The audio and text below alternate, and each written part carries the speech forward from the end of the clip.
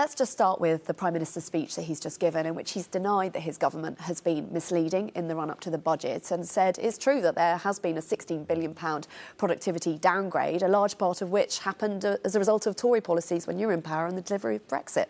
What's your response to that? The Prime Minister will blame everybody else for the mess that he is making. He needs to focus on his decisions. This is a man who cannot say sorry, who cannot admit that he's got things wrong. He's now rushed out to give a panicked press conference on the Monday after the budget. That is unprecedented. What we need right now is a government that can deliver growth. That budget had no growth measures whatsoever. It was all about benefits. Yes, there were productivity issues, mostly to do with COVID. We had lots of people not working, but the biggest productivity problems are in the public sector, not the private sector. That's where we're seeing good productivity. And all Labour has done is hammer businesses, hammer the private sector. And so things are likely to get worse because of their policies. But do you take responsibility as a member of the previous government for some of that productivity downgrade? Well, many of those many of the issues in that productivity downgrade happened before I was even an MP. I'm the new leader of the Conservative Party. I talked about where we made mistakes: immigration too high, taxes too high. And we need to focus on what is happening right now. That productivity downgrade that they're talking about is a distraction. It is not the reason that she had to get £26 billion. In fact, the OBR said that there was a surplus at some point. What they wanted to do was raise taxes to give benefits. And they're trying to use the Conservative Party, as they always do, as a fig leaf for their bad choices, their bad decisions, their bad policies. You've called for the Chancellor to resign. Do you think the Prime Minister should resign? They're clearly in lockstep over this. Well, the Chancellor is the one who came out and gave the information which I believe was false. That's why I have written, Mel Stride has written to the Financial Conduct Authority. The Conservative Party believes that there should be an investigation into that. And then when we see the outcome of that, then we will be able to see whether the Prime Minister's position is tenable or not.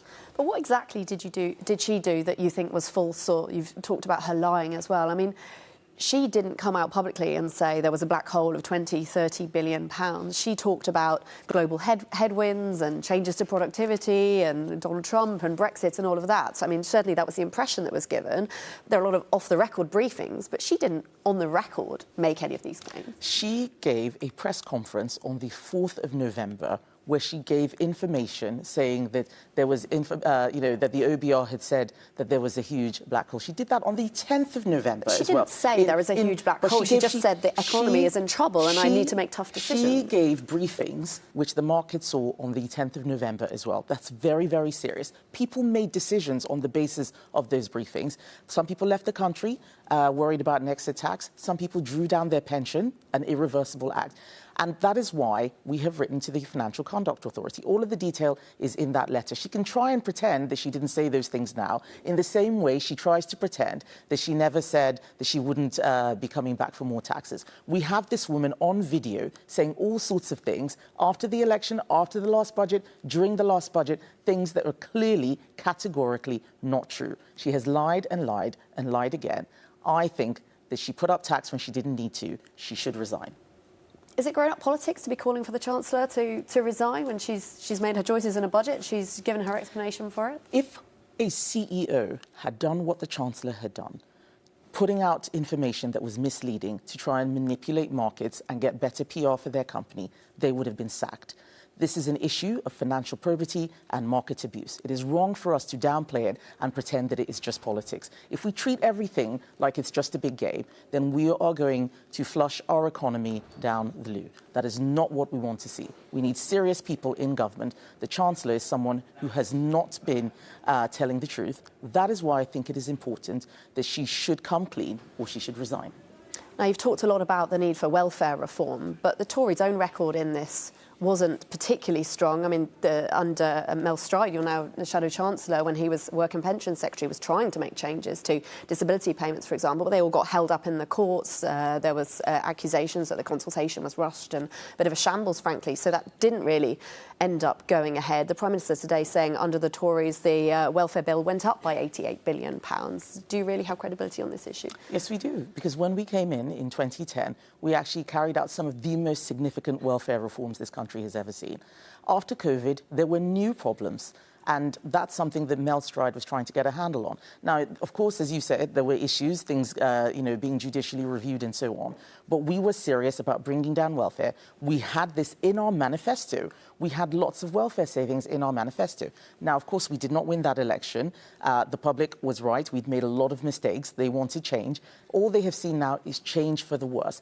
Everything has got worse under Labour. Unemployment has increased every single month since they came in. Graduate recruitment is at historic lows. This is because of what Labour is doing. It's not because of what Mel Stride did in government. Labour needs to stop blaming everybody else and start facing up to the problems which they are creating. And can I just very finally ask you, today we've heard that 3 former Tory MPs have defected to Reform, saying they're the only party that can restore pride in Britain again. How does that make you feel personally as the leader of the party, that your former colleagues don't have any faith in you? It doesn't make me feel anything personally, actually. They're leaving because they want to join a party that's making all sorts of promises that it can't keep, including on welfare. Reform is another party that wants to increase the welfare budget, lift the 2-child benefit cap. There's only one party of fiscal responsibility, that is the Conservative Party. I'm proud to lead it, and we're not changing just to keep a handful of former MPs on side. We're doing what's right for the country, not just what we want to say to win elections. That's the wrong way around. So you're not sorry to see Jonathan Gullis go, for example? I'm always sorry to see people go, but what I'm not going to do is change our party to be the party that's offering everybody goodies with no way to pay for it. That is not Conservative. Thank you very much indeed. Really appreciate it.